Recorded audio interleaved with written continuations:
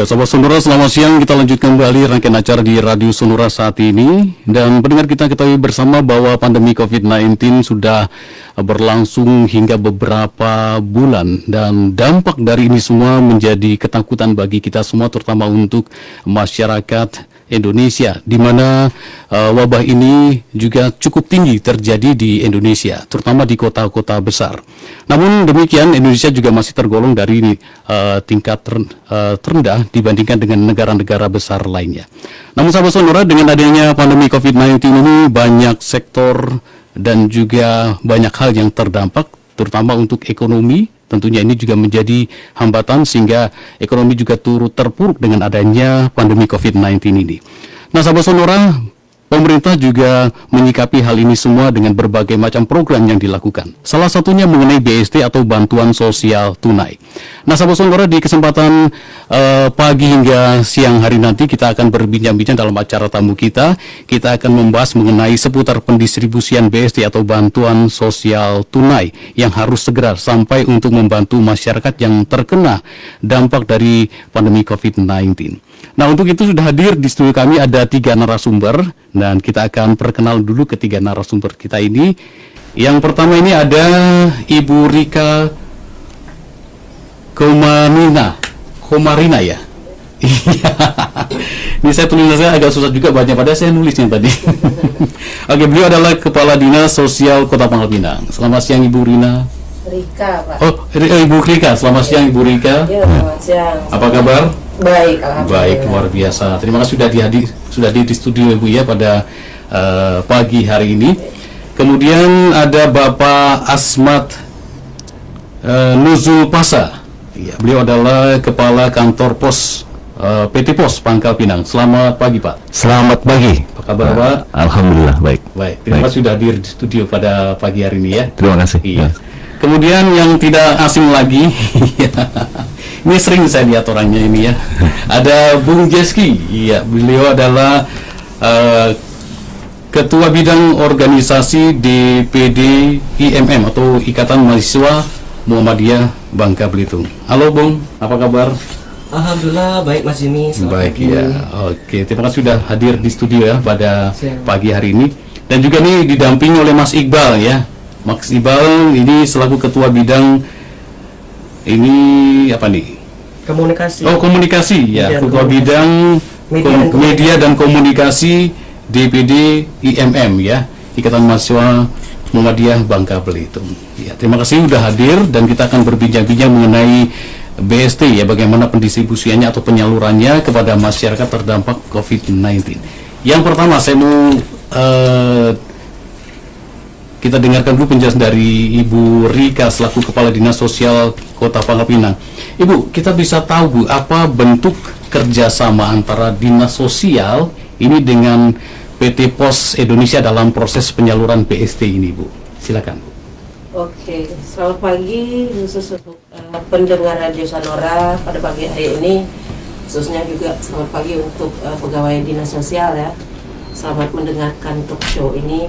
Barangkali sebelum saya menjelaskan, mungkin saya akan memberi informasi sedikit ketika kita berbicara masalah bansos. Itu tidak terlepas dari ketersediaan data yang kita miliki. Yeah. Nah, terkait dengan bantuan sosial tunai dalam rangka penanganan COVID-19 yang terjadi pada awal Maret ya, khusus untuk Kota Pangkal Pinang itu di awal Maret yang mungkin rada-rada gawat itu ya. Nah, pemerintah pusat sudah menyalurkan bantuan sosial tunai melalui PT Pos. Nah, selaku penyedia data yang memang melalui Dinas Sosial dan masyarakat penerima bantuan sosial itu adalah masyarakat yang terdata di dalam data DTKS-nya Kementerian Sosial. Oleh karena itu, karena melalui data kami, maka kami bekerja sama dengan PT Pos pada saat penyaluran.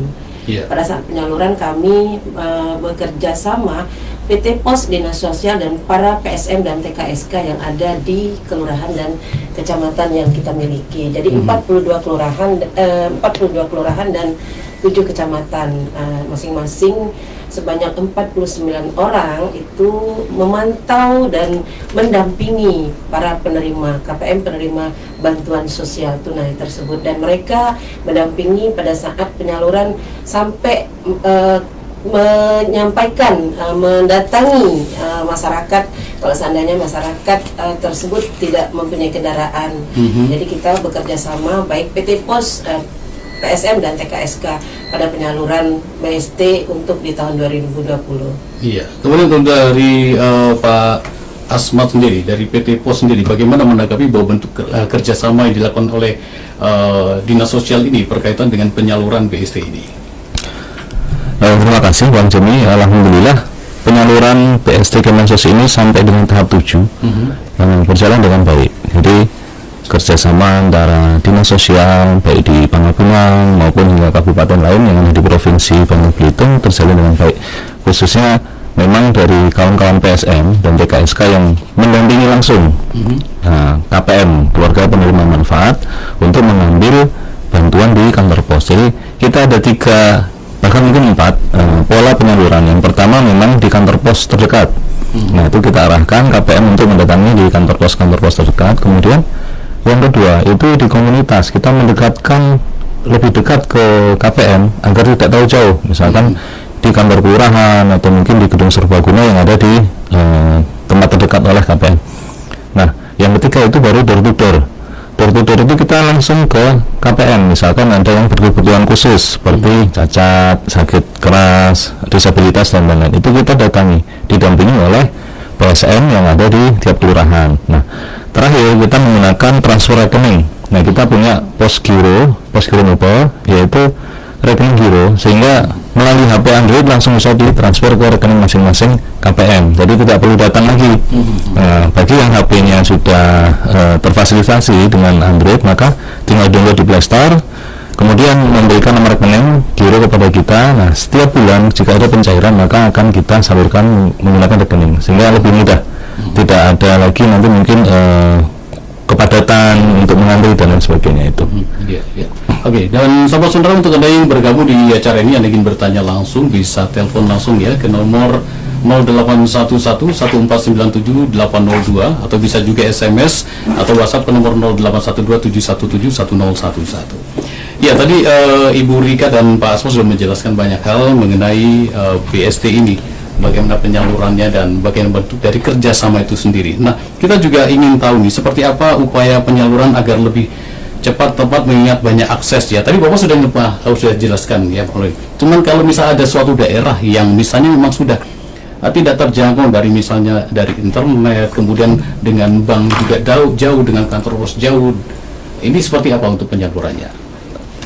Pola yang kedua tadi sudah kita jelaskan bahwa kita menggunakan pola komunitas. Kita mendekatkan diri kepada KPM yang ada di daerah. Misalkan di Lepar Pongok pun kita datangi, Mbak.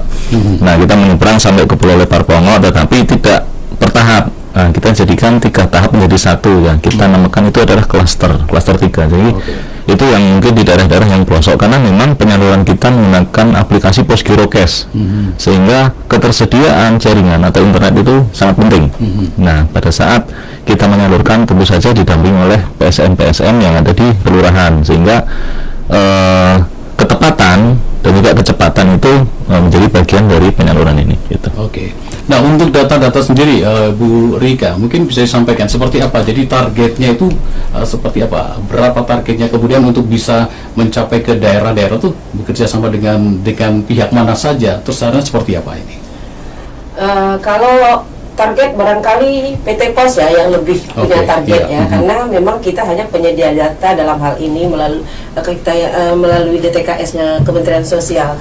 Saya rasa untuk di Pangkal Pinang ya, untuk kendala sendiri, kalau untuk karena jangkauan Pangkal Pinang hanya 118 km itu tidak menjadi masalah penyaluran. Dan PT Pos juga setiap saat ya, mereka pada saat waktu penyaluran misal dari 1 sampai 7 hari ke depan itu mereka memang siap, dan kadang-kadang sampai malam ya Pak Asman ya. kalau memang itu dibutuhkan. Jadi untuk kendala sendiri Kota Pangkal Pinang memang tidak terlalu bermasalah, Tidak dan itu bermasalah, lancar ya. sampai kepada target di 90%, malah 90 lebih persen malah seperti itu. Jadi kami pikir tidak masalah. Iya, oke. Karena Pangkal Pinang juga lingkupnya lebih Iya, tidak begitu iya. luas ya, dan masih bisa dijangkau. Iya. Apalagi kota metropolitan. Iya. Akses internet udah Lebih bagus, mudah. mudah ya, lebih mudah. Oke. Nah, kita beralih ke ini untuk dari ke Bung Jeski ini. Nah, dari sisi kepemudaan sendiri ini, bagaimana IMM ini menanggapi BSC ini, terutama di tengah pandemi saat ini? Seperti apa? Silakan, Bung Jeski. Baik, Assalamualaikum warahmatullahi wabarakatuh. Terima kasih Mas Jimmy dan juga sahabat Sonora ya yang sedang mendengarkan Radio Sonora untuk pagi hari ini.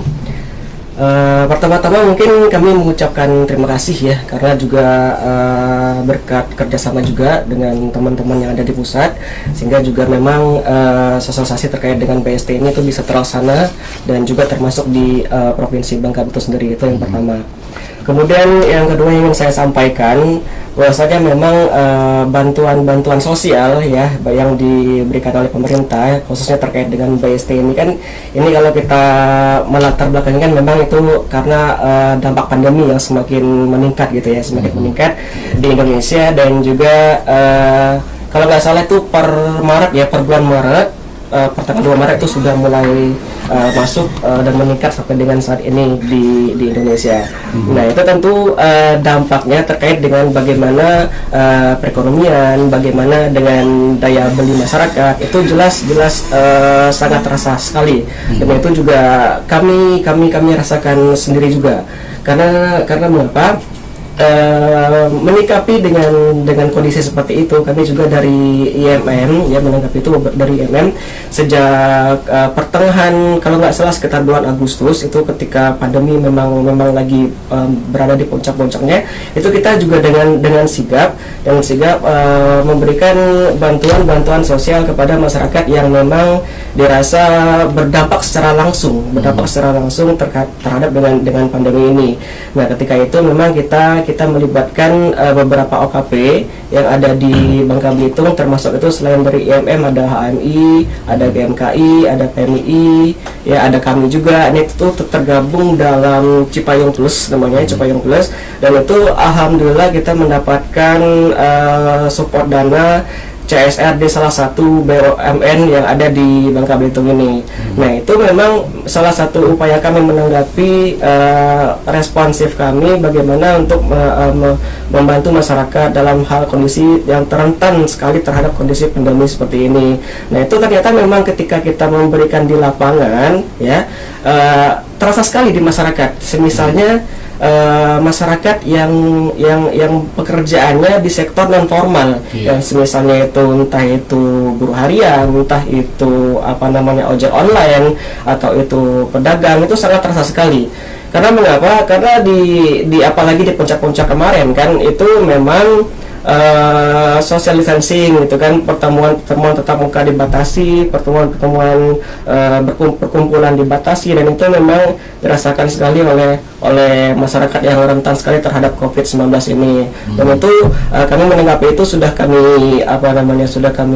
salurkan bantuan itu, dan kalau tidak salah kemarin itu ada sekitar 2.000 paket sembako. 2.000 paket sembako itu kami salurkan khusus untuk di Pulau Bangka saja, Mas Jimmy. Dan itu memang kami sasarkan. Sebelum kami salurkan, memang ada tim kami ya yang memang dari organisasi juga untuk mengidentifikasi terlebih dahulu yang kira-kira benar itu adalah penerima manfaat yang benar-benar membutuhkan. Alhamdulillah kemarin 200 dalam bentuk paket sembako ya, termasuk beras, minyak, mie instan, sarden dan lain sebagainya, sudah kita salurkan, dan alhamdulillah itu sebagai bentuk kita untuk menunjang kebutuhan masyarakat di tengah pandemi.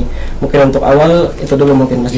Kemudian Bung Jeski, bagaimana IMM ini melihat bantuan sosial tunai ini sebagai bentuk langkah nyata dari pemerintah? Ya, memang tadi saya jelaskan bahwa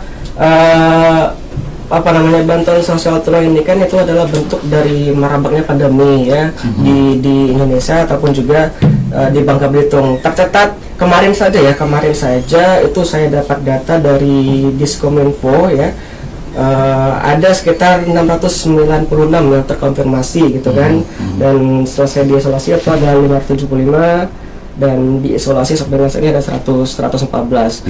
Itu artinya apa? Memang ada yang terdampak di Bangka Belitung ini terkait dengan itu.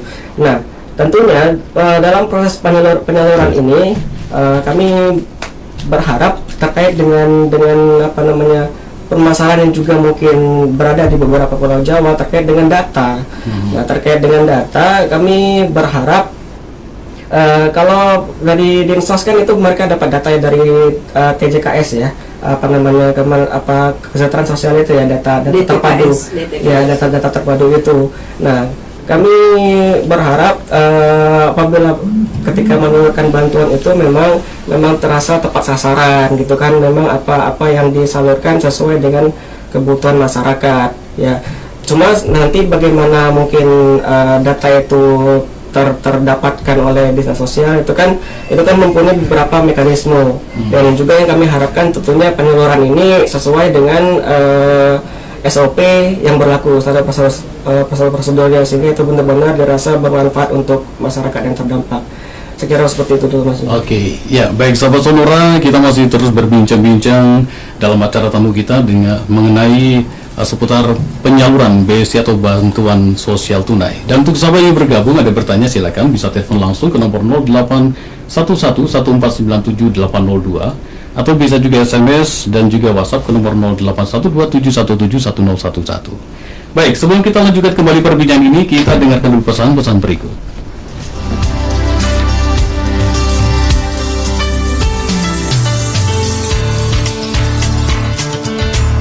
Waduh, gue parkir di mana ya, bro? Ya, lu gimana sih? Gue juga nggak tahu motor di mana. Bikin malu lo berdua. Sebentar, gue cek di smartphone dulu. Ya kali, nyari parkir motor di smartphone. Ya, nggak update lo. Nih lihat motor gue, All New NMAX 155 Connected ABS ada di sana tuh. Gila, keren banget. Gimana sih caranya? All New NMAX 155 Connected ABS ini motor produksi Indonesia pertama yang terhubung dengan smartphone lewat aplikasi Yamaha Motorcycle Connect atau Y-Connect, bro. Keren, bro. Terus apa lagi? Lo juga bisa ngecek kondisi aki dan oli mesin, konsumsi BBM, ada notifikasi lewat email kalau ada masalah sama motor lo, di speedometer ada lampu indikator kalau ada telepon atau pesan atau notifikasi di smartphone. Bisa ngecek kondisi motor setiap saat dong. Yoi, udah, gue duluan ya. Lo cari deh motor lo. Iya nih, bro. Di mana ya? Makanya, buruan beli Yamaha All New NMAX 155 Connected ABS. See you ya. Info yamaha-motor.co.id. All New Yamaha NMAX 155. Yamaha, semakin di depan. Gaspol.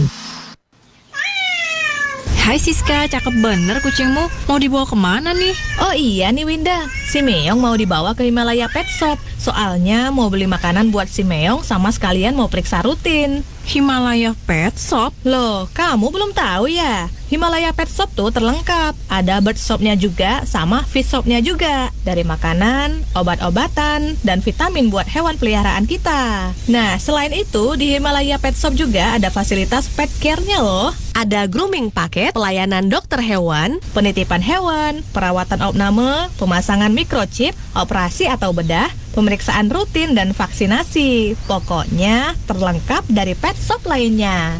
Wah, lengkap juga ya. Nantilah si Katy mau aku bawa juga ke sana. Himalaya Pet Shop. Pet Shop terlengkap di kota Pangkal Pinang. Menyediakan berbagai macam makanan hewan peliharaan, yaitu kucing, anjing, kelinci, burung, ikan, dan juga obat-obatan, sangkar burung, akuarium, serta aksesoris dan perawatan hewan. Himalaya Pet Shop buka setiap hari Senin hingga Sabtu dari pukul 8 pagi hingga pukul 9 malam. Dan khusus di hari Minggu buka dari pukul 8 pagi sampai dengan setengah 1 siang. Himalaya Pet Shop beralamat di Jalan Masjid Jamik Pangkal Pinang, 50 meter dari Apotek K24. Hubungi 0852 7906 7117. Rawat dan manjakan hewan kesayangan Anda hanya di Himalaya Pet Shop. Himalaya Pet Shop, one stop shopping solution.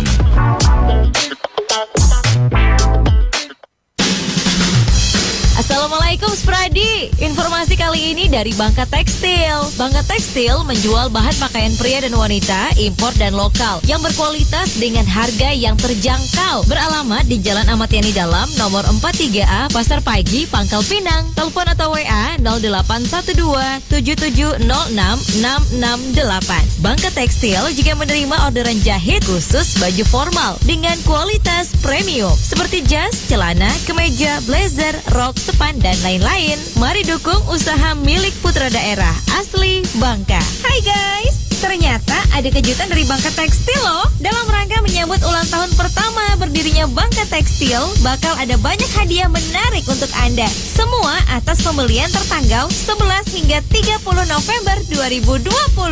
Yuk kita datang ke Bangka Tekstil. Informasi lebih lanjut silakan hubungi telepon atau WA 0812 7706 668.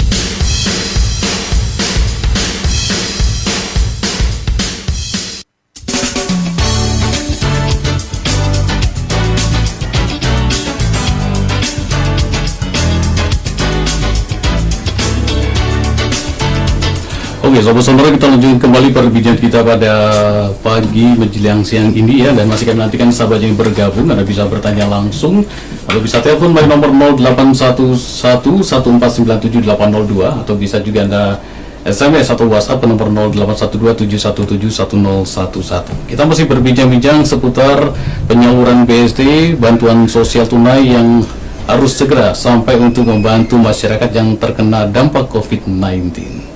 Oke, kita kembali lagi ke Ibu Rika.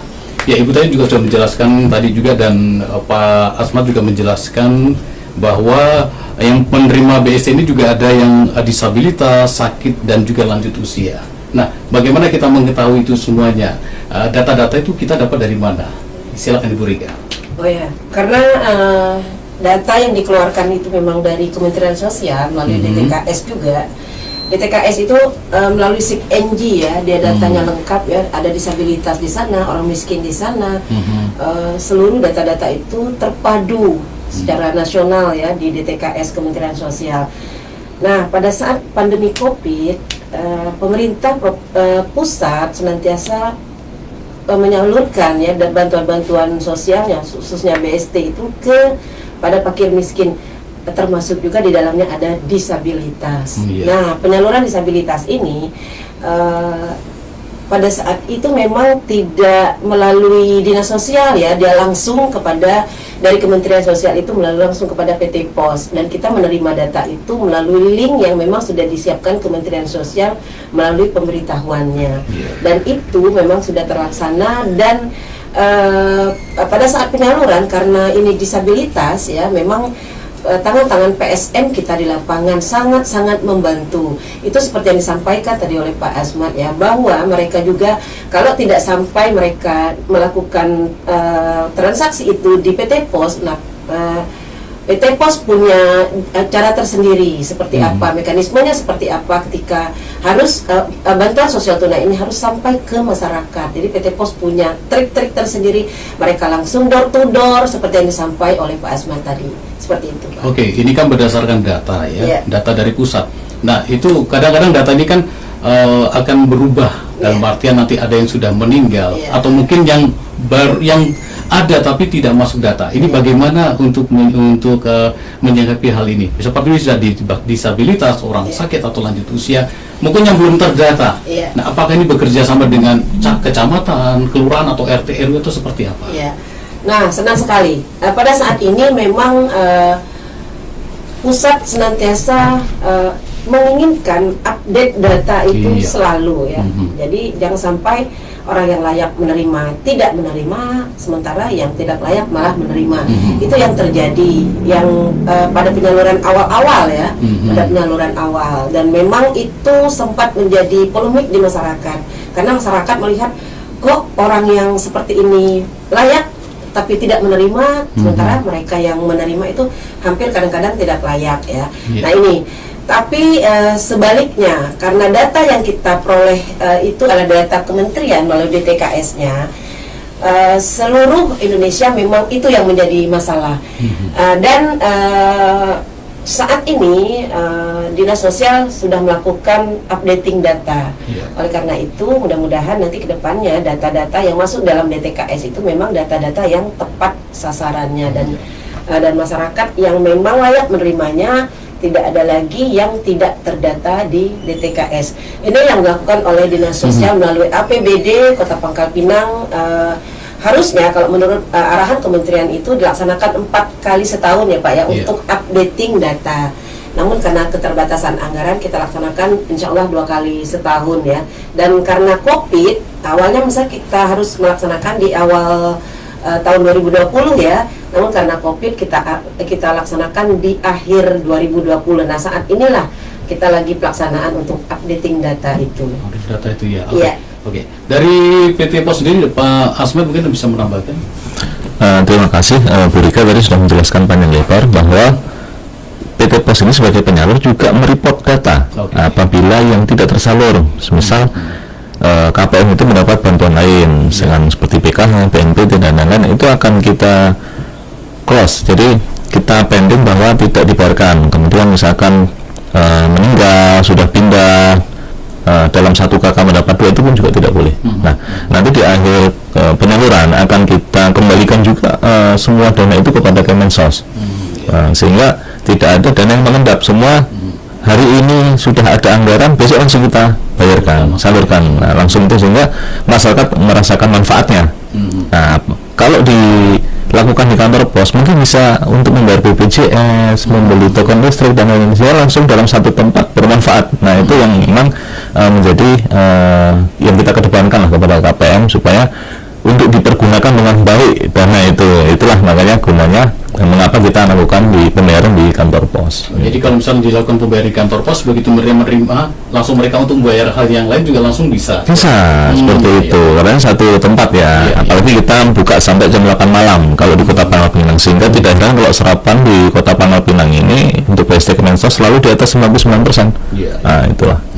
Nah kemudian Pak Asmat, kriteria yang berhak menerima BST ini seperti apa nih Pak? Kalau kriteria kita mohon maaf tidak bisa menjawab karena semua data langsung dari Kemensos.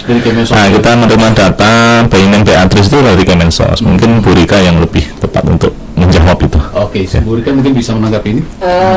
Terima kasih Pak. Barangkali untuk kriteria ya. Sebenarnya kriteria yang masuk dalam data DTKS itu adalah kriteria orang-orang miskin ya, fakir miskin ya, fakir miskin. Jadi yang masuk itu kalau seandainya kita merujuk kepada Peraturan Menteri Sosial nomor 146 tahun 2013 itu kalau saya nggak salah. Nah itu ada 14 kriteria ya Pak ya. Nah ketika kita merujuk ke situ, barangkali Kota Pangkal Pinang itu tidak ada yang masuk dalam data DTKS karena kriterianya sangat ketat sekali. Barangkali mohon maaf, mungkin kriteria yang di Jawa, di Sumatera beda dengan kriteria yang ada di Bangka.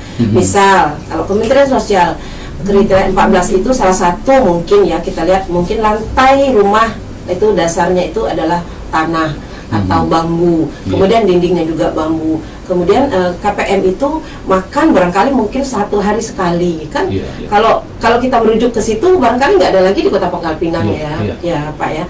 Nah tetapi daerah diberi kewenangan tersendiri bahwa kriteria fakir miskin Pangkal Pinang sudah melalui kajian melalui Bapeda. Seperti ini misalnya bahwa kriteria itu fakir miskin yang pendapatannya kalau menurut pusat kan 600.000 ya, di bawah 600.000. Nah di bawah 600.000 itu adalah kriteria miskinnya pusat. Tapi kalau menurut di kita tidak seperti itu, melalui kajian Bapeda mungkin lebih dari itu bisa kita masukkan di dalam kriteria fakir miskin. Dan itu kita laksanakan termasuk juga DTKS yang diberi bantuan untuk BST ini. Jadi ketika memakai data DTKS itulah yang diberi oleh Kementerian Sosial untuk disalurkan. Oke, jadi kalau kriteria itu setiap daerah berbeda ya Bu ya? Iya, kalau menurut pusat mungkin beda ya Pak ya, nggak ada daerah yang dapat memberikan penyaluran bansos itu karena menurut kriteria pusat itu ketat sekali kan.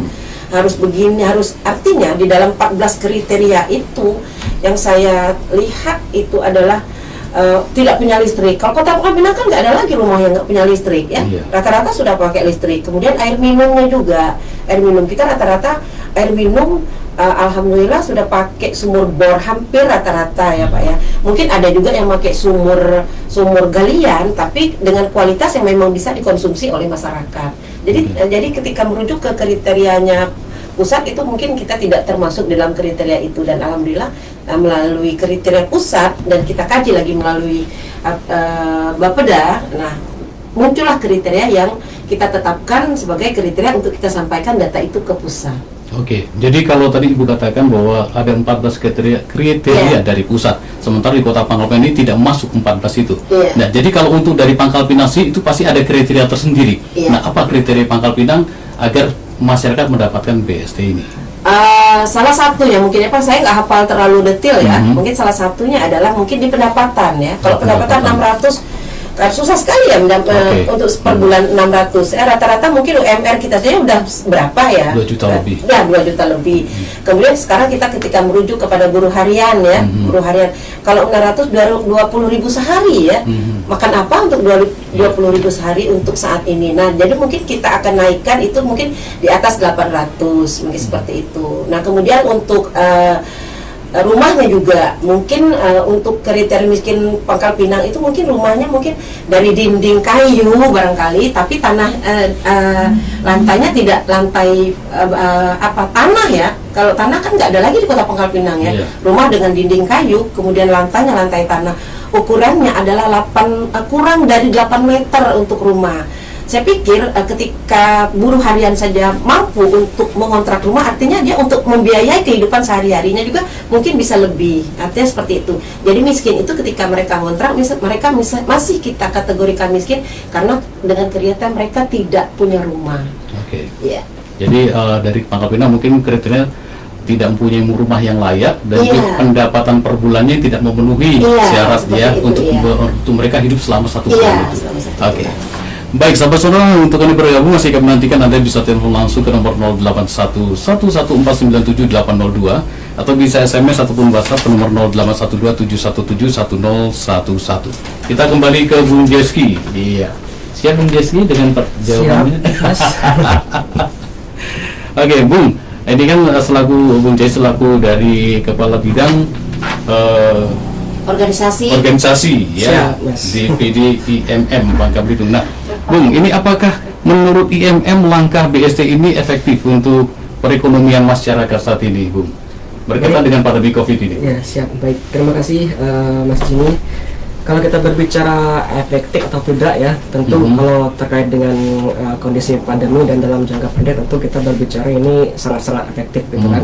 Karena ini bisa membantu masyarakat yang dikatakan oleh Ibu Kadinsos tadi, masyarakat fakir miskin gitu kan, dan masyarakat yang masuk dalam kategori-kategori yang beliau sampaikan tadi. Itu ini sangat-sangat efektif.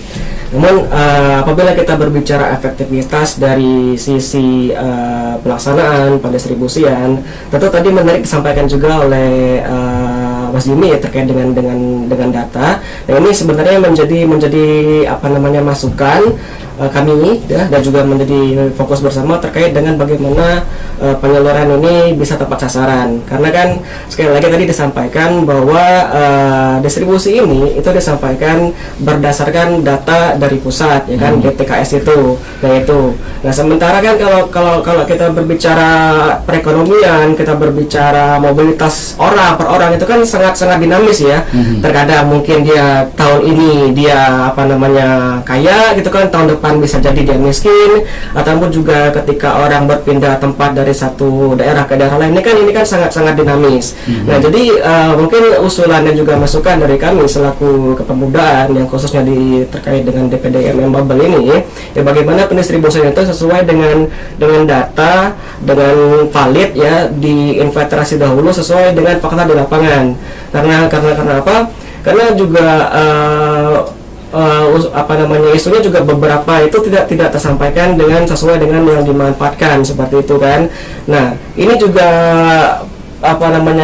menurut saya pribadi sih perlu juga peran proaktif dari masyarakat ya, untuk melaporkan itu paling tidak ke pemerintahan desa lah. Kalaupun memang mereka dirasa itu mereka sudah merasa mampu, sudah tidak membutuhkan lagi bantuan sosial tunai ini, mungkin bisa melaporkan. Paling tidak kan seperti yang dikatakan oleh Ibu Kadis tadi kan, itu bisa membantu mereka mengupgrade ulang data-data penerima bantuan sosial itu. Jadi memang membutuhkan peran itu. Kemudian juga bagaimana dengan masyarakat yang misalnya terkait dengan mobilitasnya tinggi tadi kan, dia berpindah tempat dari tempat yang lain. Nah, karena informasi yang saya peroleh juga itu, walaupun di daerah itu dia tidak mempunyai KTP, tapi dia ketika divalidasi oleh tim penyerah bantuan sosial itu, ternyata dia memenuhi kriteria syarat itu kan, ternyata dia juga berhak untuk menerima bantuan sosial itu. Karena itu juga menjadi fokus kita, bagaimana agar bantuan itu ternyata tidak hanya semata-mata dari pusat, Mas Jimmy. Jadi itu juga bisa data berdasarkan kearifan lokal di daerah masing-masing,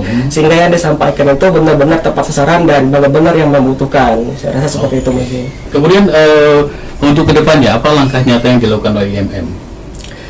Langkah nyata yang dilakukan IMM tadi sempat kita informasikan bahwa memang ketika puncak-puncaknya kita sudah melakukan langkah bansos ya, dengan beberapa OKP terkait dengan Cipayung Plus itu.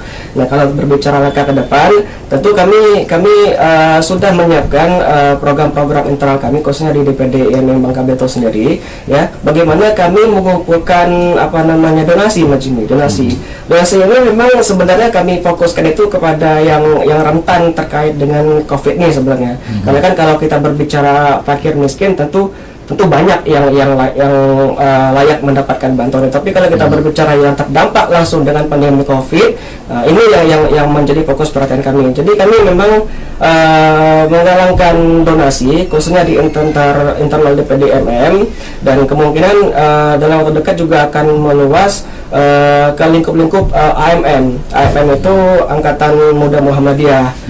Nah itu kami mempunyai program itu. Dan untuk bagaimana mekanisme pendistribusian, bagaimana mekanisme itu bisa menjadi tepat sasaran, ya itu otomatis kami berkaca dari bansos yang sudah kami lakukan sebelumnya, dan bisa jadi itu menjadi sumber data kami untuk menyampaikan informasi, untuk menyampaikan bansos itu agar tepat sasaran dan tepat. Dan kami pun sebenarnya tidak menutup diri gitu kan, apabila memang ada rekan-rekan yang ingin ikut membantu memberikan donasi, atau mungkin ada dari pihak-pihak terkait yang misalnya ingin bekerja sama menyalurkan berdasarkan data yang kami punya, dan itu sah-sah saja, dan kami siap untuk berkolaborasi terkait dengan hal itu, Mas. Oke. Ya, baik sahabat sonora, kita masih terus berbincang-bincang mengenai seputar penyaluran BST, bantuan sosial tunai yang harus segera sampai untuk membantu masyarakat yang terkena dampak COVID-19. Silakan untuk Anda bergabung, masih kami nantikan kebersamaan Anda, bisa tanya langsung melalui telepon, SMS ataupun WhatsApp. Baik, sebelum kita lanjutkan kembali perbincangan ini, kita dengarkan dulu pesan-pesan berikut.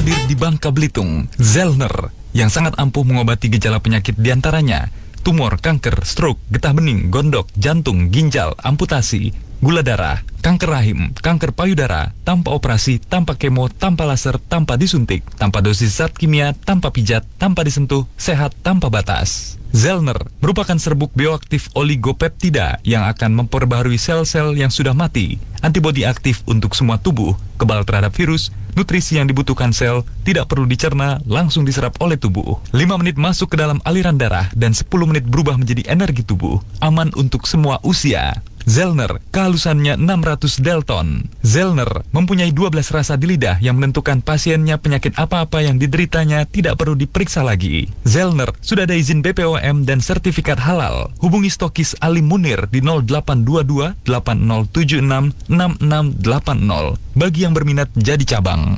Tak kenal maka tak kebal. Vaksinasi, cara aman melatih tubuh untuk kenal, lawan, dan kebal dari penyebab penyakit seperti virus atau bakteri. Ada berbagai jenis vaksin, dan proses pengembangan vaksin diawasi dengan ketat melalui tahapan uji praklinis dan klinis secara lengkap, sehingga vaksin yang dihasilkan aman dan efektif. Setelah vaksin masuk ke dalam tubuh dapat membentuk sel memori untuk mengenali virus dan menghasilkan antibodi untuk melawan virus. Selain itu, tubuh dapat mengingat dan melawan jika terpapar virus yang sama. Vaksinasi tak hanya lindungi diri diri sendiri, tapi juga bisa cegah penyebaran dan penularan virus jika mayoritas masyarakat sudah divaksinasi, sehingga dapat melindungi mereka yang belum bisa divaksinasi, seperti bayi, anak-anak, lansia, atau orang dengan penyakit tertentu. Pandemi bisa berakhir jika rantai penularan bisa diputus dengan melakukan vaksinasi dan protokol kesehatan. Vaksinasi, lindungi diri, lindungi negeri. Dipersembahkan oleh Komite Penanganan COVID-19 dan Pemulihan Ekonomi Nasional dan Kominfo.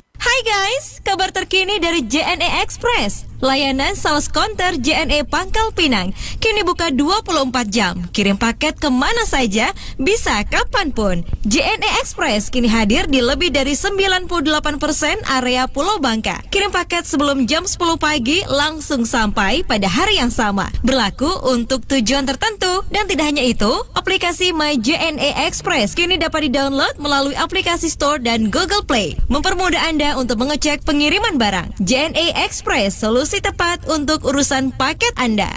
Melalui Radio Sonora Jakarta yang mengudara pertama kalinya pada tanggal 8 Agustus 1972 melalui frekuensi AM, KG Radio Network terus berkembang hingga saat ini dengan 33 radio station yang tersebar di 21 kota di Indonesia. KG Radio Network, the largest radio network in Indonesia, akan menjadi corporate brand bagi 33 radio station di Indonesia dengan nama udara Radio Sonora, Smart FM, dan Motion Radio. Dengan segmentasi yang berbeda, Radio Sonora bersama 16 radio jaringannya di 14 kota menyasar kepada masyarakat usia dewasa 30 hingga 45 tahun. Smart FM dengan 10 radio jaringan di 10 kota menyasar para pelaku bisnis berusia 25 sampai 45 tahun. Dan Motion Radio dengan 7 radio jaringan di 7 kota menyasar kalangan muda khususnya usia 18 hingga 30 tahun. KG Radio Network berkomitmen untuk terus melayani kebutuhan pendengarnya melalui Sonora Network, Smart FM Network, dan Motion Radio.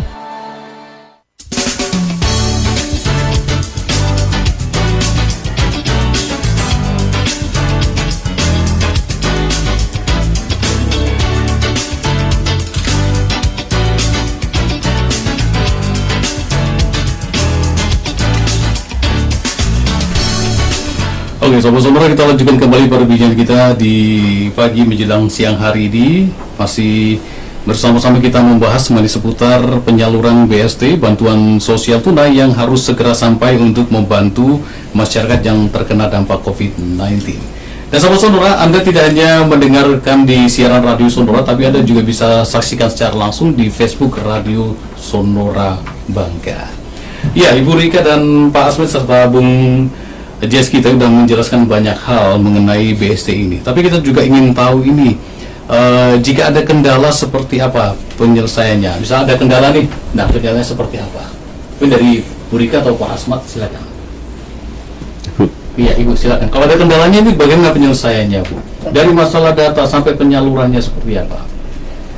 Pada awal penyaluran memang banyak sekali kendala ya. Seperti yang saya sampaikan tadi, bahwa ada data orang yang meninggal tapi masih menerima. Kemudian ada rangkap data ya Pak Asmat ya. Kemudian ada double NIK dan lain sebagainya. Nah, kita senantiasa berkoordinasi melalui PSM, TKSK, juga di bidang fakir miskin ya, dinas sosial kita berkoordinasi dengan PT POS.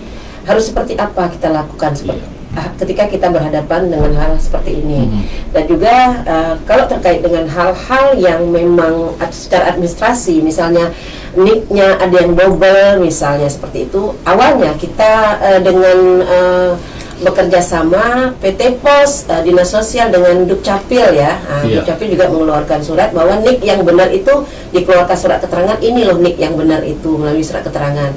Kemudian yang meninggal juga kita menyampaikan ke KPM bahwa ketika meninggal mungkin dengan ahli warisnya yang namanya terdaftar di dalam KK yang diperlihatkan, artinya KK yang ada. Nah itu data-data seperti inilah yang menjadi kendala yang memang dari awal ya, kendala ini yang sempat ricuh juga pada saat penyaluran, karena memang ini hal yang baru. Kemudian pada saat itu dibutuhkan waktu yang cepat untuk penyaluran agar masyarakat dapat memanfaatkan ini ya, memanfaatkan bantuan sosial ini.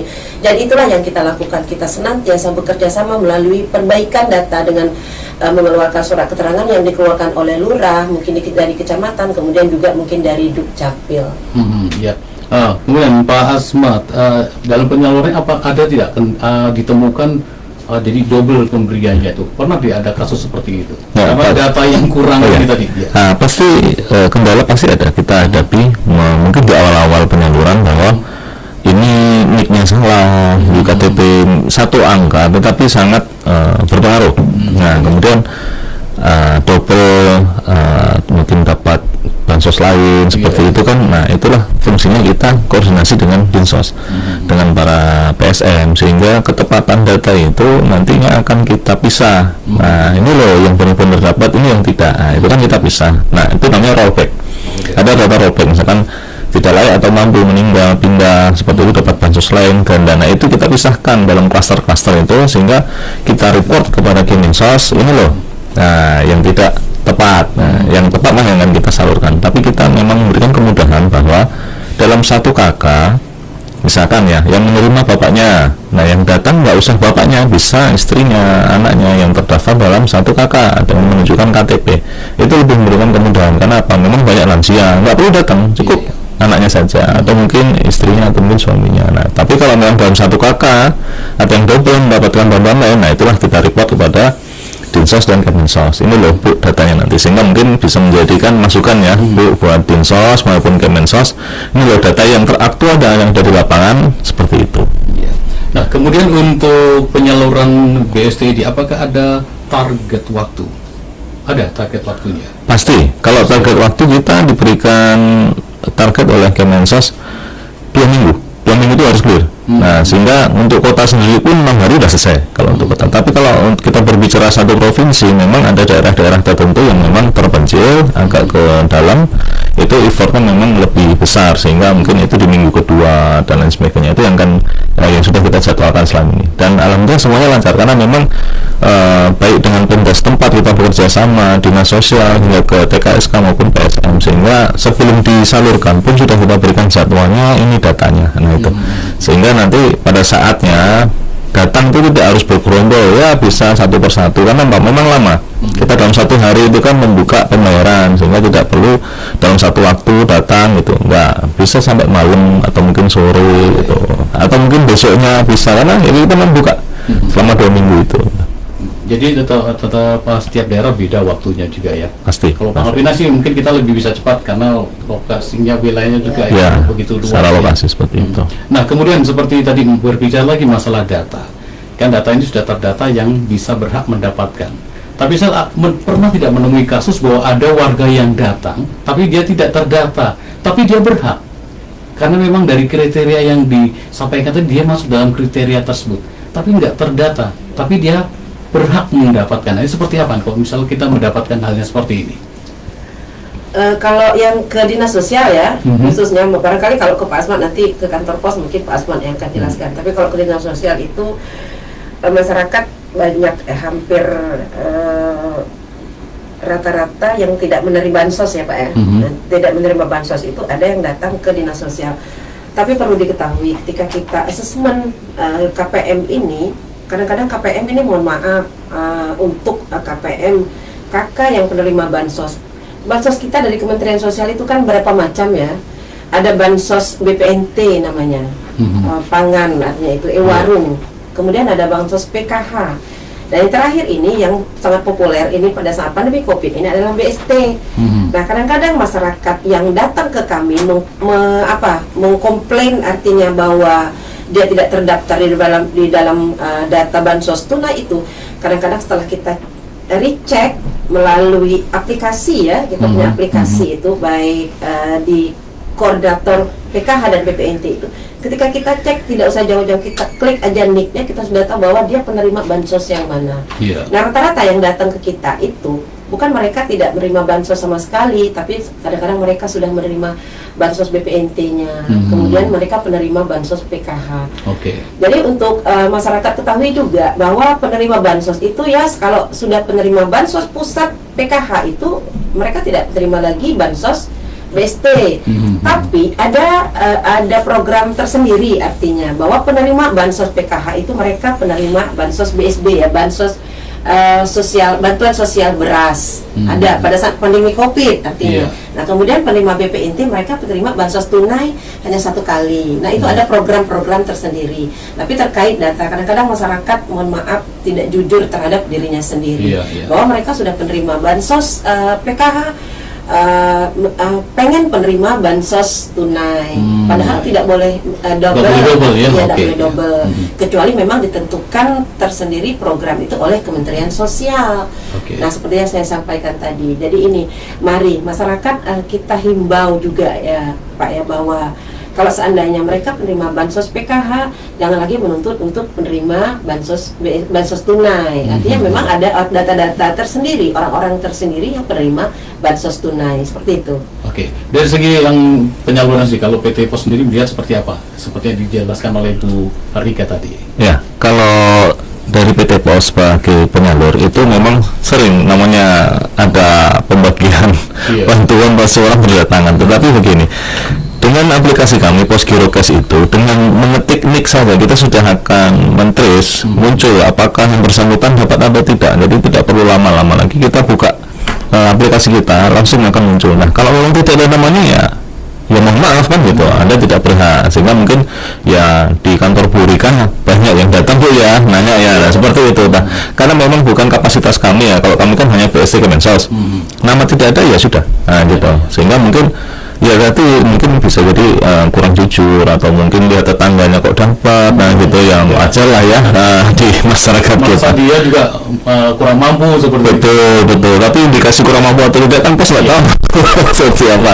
Nah itu mungkin seperti itu yang saya kira sampaikan. Sampai kapan nih pemerintah akan melakukan program BST ini? Sampai kapan dia?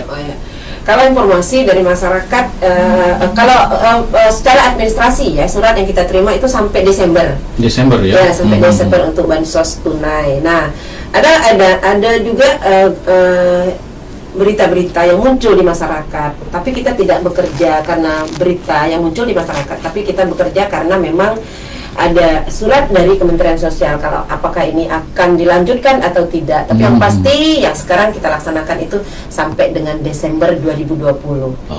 Tapi kemungkinan untuk diperpanjang lagi tetap ada ya? Belum tahu sih Pak ya. Belum tahu. Seperti saya sampaikan tadi bahwa kita tidak bekerja karena berita-berita yang ada di masyarakat bahwa ini akan diperpanjang, tidak. Tapi kita bekerja karena ada arahan dari Kementerian Sosial melalui suratnya. Kalau memang ini diperpanjang ya kita berkoordinasi untuk diperpanjang. Apakah nantinya akan tetap melalui PT Pos sebagai penyalur ataukah melalui bank persepsi lainnya, seperti itu Pak. Harapan kita sih bukannya BST akan diperpanjang atau tidak. Harapan kita yaitu COVID-19-nya berakhir. Ya kan? Mungkin menambahin sedikit. BST Kemensos itu tidak hanya kantor pos loh sebagai penyalur. Tapi ada juga Perhimbara yang juga menyalurkan BST Kemensos. Mungkin porsinya tidak sebanyak kantor pos, tapi kalau kantor pos kan mungkin sebagian besar melalui kantor pos.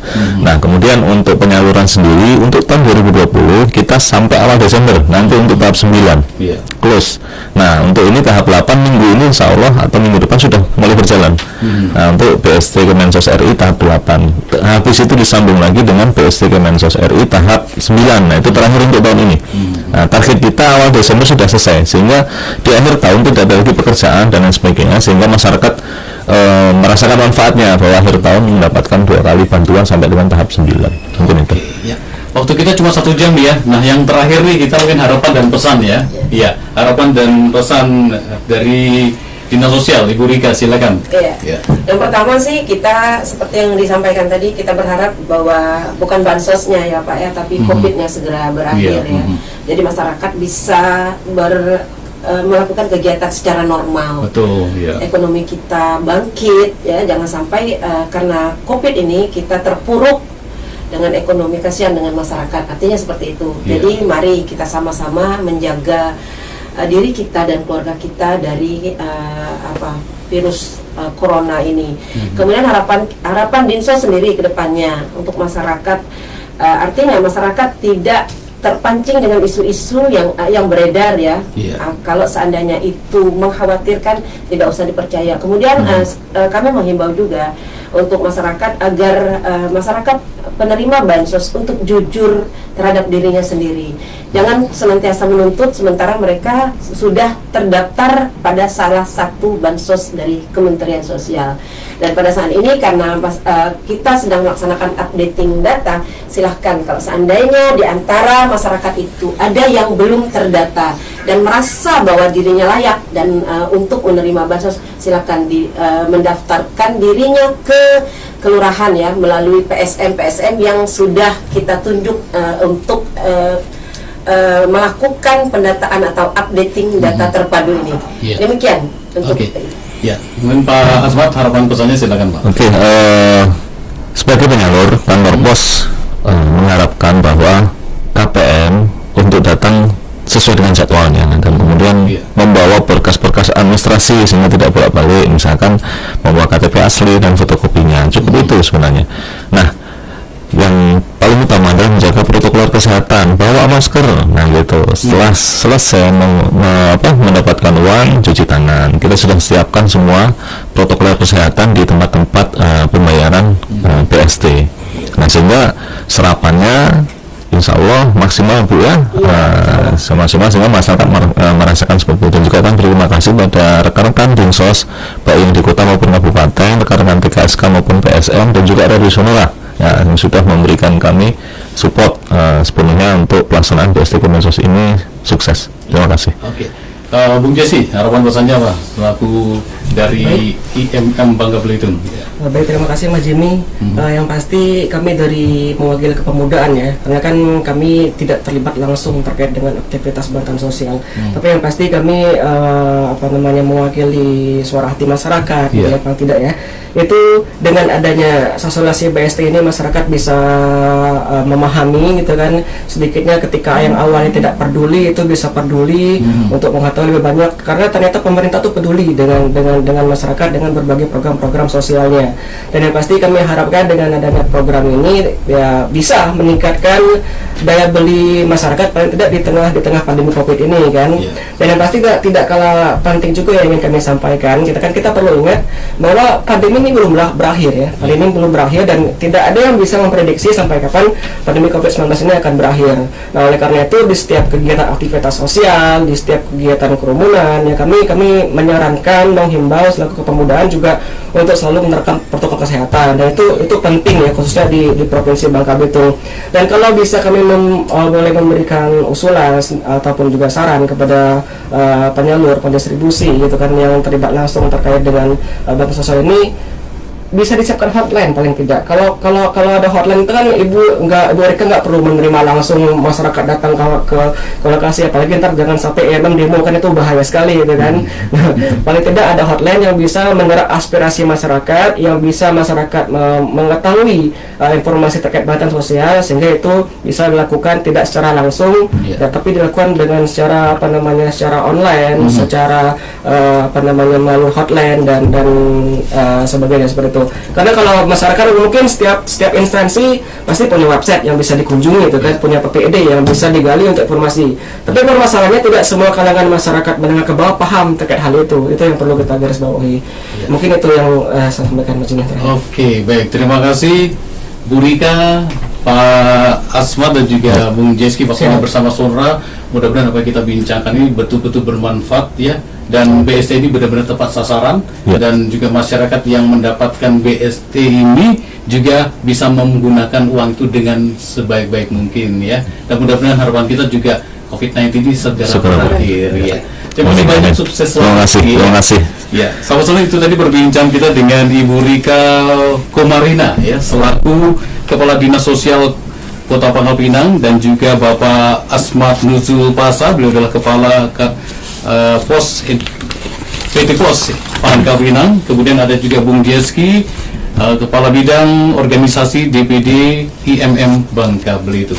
Terima kasih banyak atas perhatian dan kebersamaan sahabat semuanya. Selamat siang dan sampai jumpa. Sampai jumpa. Terima kasih Bu Rika.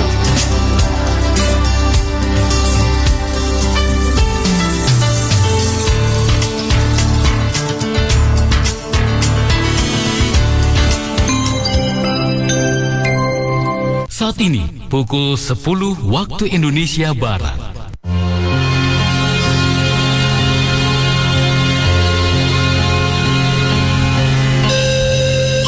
Baju-baju yang menipu. Seorang wanita yang mengenakan gaun pudar menggandeng suaminya yang berpakaian sederhana dan usang turun dari kereta api di Boston.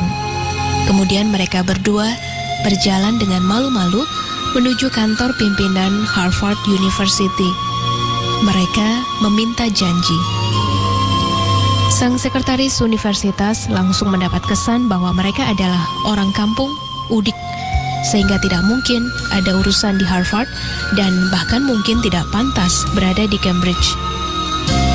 Kami ingin bertemu pimpinan Harvard, kata sang pria lembut. Beliau hari ini sibuk.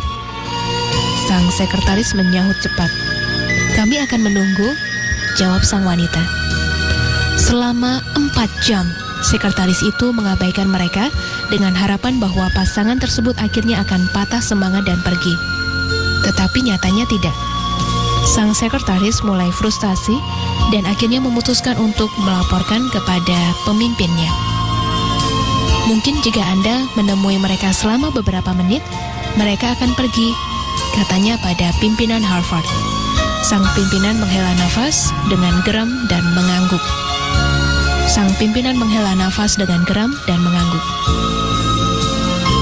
Orang sepenting dia pasti tidak punya waktu untuk mereka. Dan ketika dia melihat 2 orang yang mengenakan baju pudar dan pakaian usang di luar kantornya, rasa tidak senangnya sudah muncul. Sang pemimpin Harvard dengan wajah galak menuju pasangan tersebut. Sang wanita kemudian berkata padanya, "Kami memiliki